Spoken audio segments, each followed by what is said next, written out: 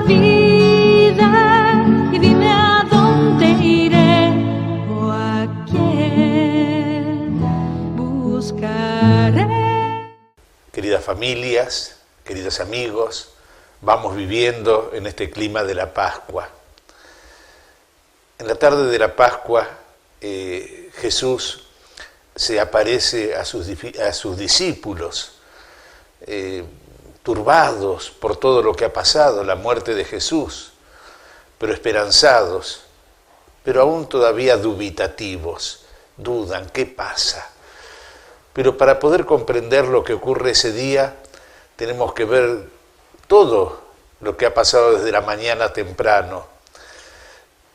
En la mañana del primer día, muy de madrugada, 3 de las mujeres, esas cercanas a Jesús, las 3 de nombre María, se acercan al sepulcro, van con los ungüentos para ungir el cuerpo de Jesús, lo que no habían podido hacer por la celebración anterior, el día grande de la Pascua judía, y con sorpresa encuentran el sepulcro abierto y vacío.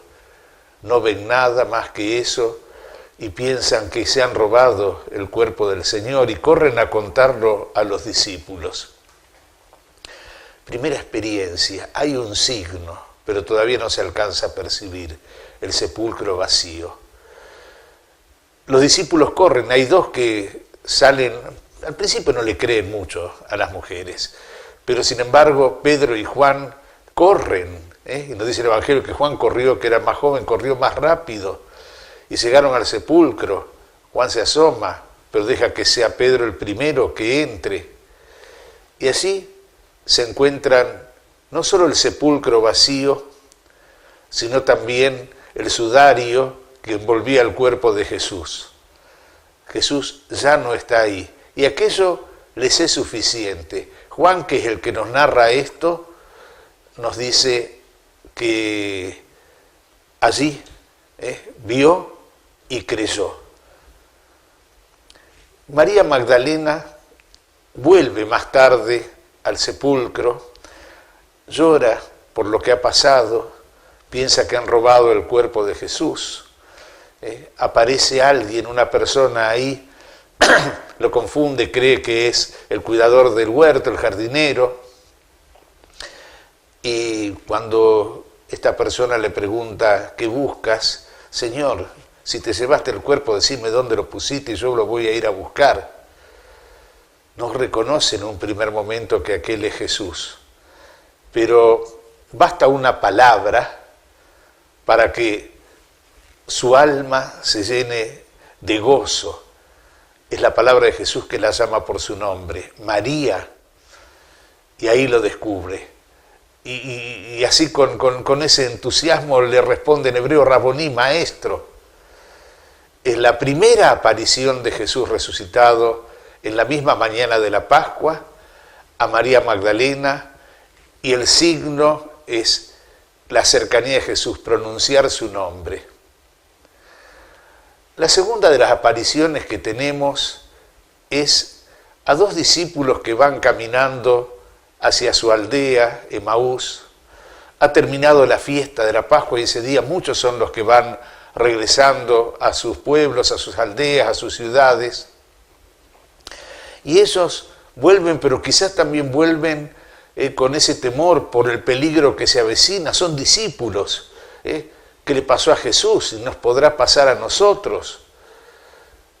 Y van caminando comentando todo lo que ha pasado en ese día, en esos días anteriores, la conmoción que vivió Jerusalén, lo que seguramente era el comentario de todos. Las autoridades políticas y las religiosas han dado muerte a Jesús, al gran profeta. Todavía no imaginan lo de la resurrección. Y ahí también un desconocido se pone a caminar al lado de ellos. Ellos piensan que es uno de los tantos peregrinos que vuelve a su aldea, pero les pregunta, ¿de qué hablaban? ¿Cómo? ¿Sos el único que no te enteraste de lo que pasó en Jerusalén? ¿Qué cosa? Y frente a esa turbación de aquellos 2 hombres, les comienza a hablar de todo lo que la escritura del Antiguo Testamento se refería al Mesías y que se debía cumplir también en esa Pascua, en esa muerte, en esa entrega, esa muerte, esa resurrección. Y el corazón de los discípulos comienza a arder. Llegan a su pueblo y lo invitan a quedarse, y ahí es donde, cuando preparan la mesa, aquel desconocido parte el pan y se los entrega, y en la fracción del pan ellos lo ven a Jesús, lo descubren, pero Jesús ya no está. Jesús camina, y los dos signos que ellos recibieron fueron las Escrituras que hablan de Jesús y la fracción del pan, como la primera Eucaristía. Y vuelven a contar esto a los apóstoles, se vuelven a Jerusalén y ahí encuentran a los apóstoles reunidos, contándoles ellos lo que ha pasado, pero contándoles los apóstoles lo que les ha pasado también a ellos. Se les apareció Jesús. Y esto es lo que podemos contemplar en este día. Ellos, los 10, Judas ya había muerto, Tomás ese día no está, son los 10 del grupo de los 12 que están así reunidos, quizás comentando tantas cosas, y al atardecer de ese primer día los discípulos, que tenían las puertas cerradas por temor a los judíos, ven que llega Jesús y se pone en medio de ellos. Allí está, la tercera manifestación de Jesús resucitado. Claro, ellos también están un poco turbados por todo lo que pasa. Cuando Jesús se les aparece sienten alegría y admiración, pero todavía es como que dudan. Y así Jesús también a ellos le da un signo. Miren mis manos, ese Jesús resucitado tiene todavía esas marcas del costado herido y de las manos clavadas que pueden mostrar que es el mismo Jesús. Apariciones y signos son los que muestran el camino hacia la fe en Jesús resucitado. Pero tenemos que ver también cuáles son los dones que Jesús deja. Cuando en esa tarde de la Pascua Jesús se manifiesta a los 10 apóstoles reunidos y entra, el saludo es: la paz esté con ustedes. El primer don, la alegría, ahora recibe otro don, la paz. Pero la paz no es simplemente como una paz psicológica frente a todo lo que han vivido de tremendo en esos días y que los ha turbado. Ahora encuentran esa serenidad al ver que Jesús vive. Es mucho más. La paz de Jesús es el ofrecimiento de los dones de la gracia, de los dones del reino de Dios que Él les había anunciado. Es esa vida nueva que brota del costado abierto de Cristo en la cruz. La paz. Pero junto con la alegría y la paz, Jesús da el Espíritu Santo. Es como el primer don de Jesús resucitado a la iglesia. Sopló sobre ellos y les dijo: reciban el Espíritu Santo. Y con el don del Espíritu Santo Jesús les deja, podríamos así decir, dos cosas. Primero, la misión. Ya Jesús les había anunciado que ellos iban a tener que continuar su obra. Ahora Jesús les dice: como el Padre me envió a mí, yo también los envío a ustedes. La manifestación de Jesús resucitado es para consagrarlos en la misión. Pero además les concede aquel don grande del perdón. Los pecados serán perdonados a aquellos que ustedes se los perdonen. Es el don del Espíritu Santo que hace vida lo que Jesús ha venido a traer. Y ahí, entonces, con el poder de perdonar, la Iglesia apostólica podrá ir realizando lo que Jesús anunció. Él se entrega para la remisión de los pecados. Pero podemos decir que hay un don más en esa tarde de la Pascua. Es el don de la fe.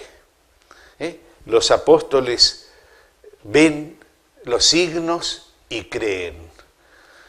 Pero hay uno que no está. Es Tomás. Cuando se lo cuentan, Tomás dice, no, esto no es así. Si no veo, no creo. Si no veo las marcas de los clavos, las heridas de Jesús, no lo puedo creer. Y ahí es cuando una semana más tarde, también el primer día de la semana, estaban nuevamente los apóstoles reunidos y Tomás estaba con ellos. Y nuevamente se les manifiesta Jesús, nuevamente ofreciendo el don de la paz. Ahora también a aquel que en un primer momento es incrédulo, a Tomás. Y a él se acerca de un modo especial y personal. Acá tenés también, son para vos estos signos. Mirá, vení, meté los dedos en el agujero de los clavos, meté tu mano en mi costado. Y en adelante no seas incrédulo, sino hombre de fe. Jesús nos va a dejar el Espíritu Santo en Pentecostés para que esa fe sea también la nuestra. Creer en Jesús resucitado es creer que Jesús vive y que vive para darnos el Espíritu Santo a todos. Y en este don de la fe, Jesús proclama la última de las bienaventuranzas. La bienaventuranza de la fe. Ahora crees, Tomás, porque has visto. Felices, bienaventurados los que crean sin haber visto.